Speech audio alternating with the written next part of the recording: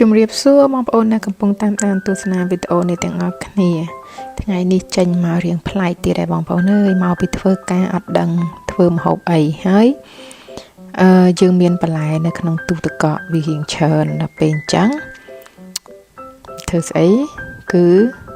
យ៉ាហនបងប្អូនដែលញ៉ាំយ៉ាហនអត់យ៉ាហននេះធ្លាប់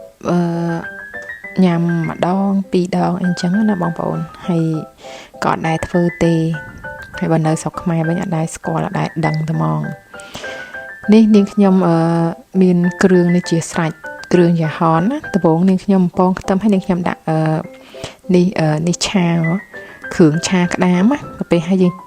បង់គ្រឿងក្រៅយើងមានគ្រឿងក្រៅតាមរសជាតិដែលយើងចង់ញ៉ាំអញ្ចឹងទៅយើងចាក់ទឹកចូលហើយនាងខ្ញុំប្រើគ្រឿងយ៉ាហននឹងចូលអញ្ចឹងទៅ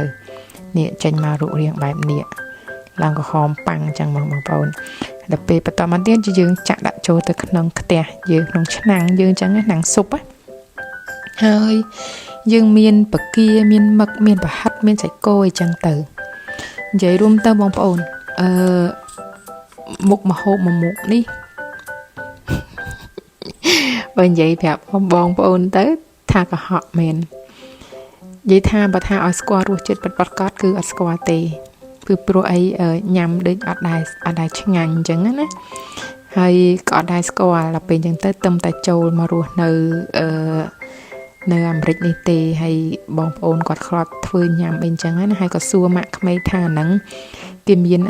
គ្រឿងក្រៅអីគេខ្លះអញ្ចឹងទៅគាត់ក៏ប្រាប់ហើយអញ្ចឹងទៅឥឡូវយកមកធ្វើញ៉ាំខ្លួនឯងលើកទី1បងប្អូននេះ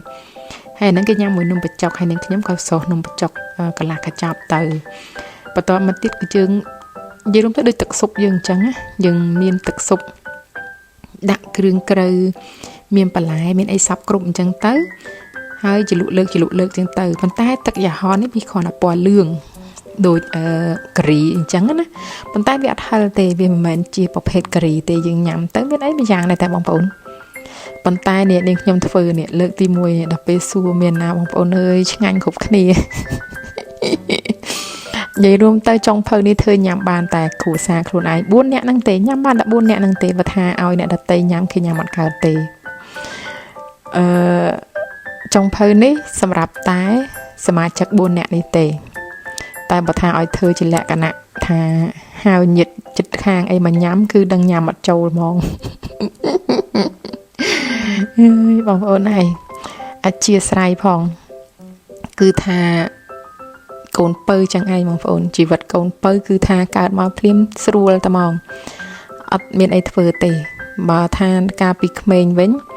មកពីរៀនអីបើថាបាយមហូបមហាត្រូវចិត្តចឹងទៅក៏ញ៉ាំទៅបើថាមហូបមិនចូលចិត្តបិទឆ្នាំងក្រាំងឡើងទៅដេកប៉ុន្តែមានណាឥឡូវបងប្អូនអើយនេះធ្វើញ៉ាំខ្លួនឯងស្អីក៏ធ្វើបានដែរ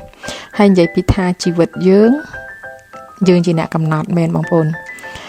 គេថាអីថាទៅដូចជាអង្គុយញ៉ាំចេះនេះគឺលក្ខណៈគ្រួសារបែបនេះតែពេលអាំងសាច់ធ្វើស៊ុបធ្វើអីមិនដែរចេះថាទៅអង្គុយលើតុមិនទេតុមាន2តុទូចមួយតុធំមួយប៉ុន្តែក្តីសុកគឺវានៅក្រោមនេះវានៅលើ floor នេះហើយគ្មានក្រាកាទេលគ្មានអីទេកុំឲ្យប្រឡាក់ក្រាកាទេលជូតកាទេលពេលយើងប្រឡាក់ទៅយើងជូតកាទេលយើងជូតយកទៅលាងទឹកអីចឹងណាអត់ទេគឺយើងដាក់លើ floor ចឹងតែហ្មងទៅហើយនេះចង់បញ្ចប់បងប្អូននេះអស់អាលីងឃើញអត់នេះហើយចាប់ទឹកនឹងទុកទៀតពួយទុកញ៉ាំនំបញ្ចុកស្អែកអរគុណច្រើនជម្រាបលាវីដេអូកូនពៅមានតែប៉ុណ្ណេះទេជួបគ្នាវីដេអូក្រោយទៀត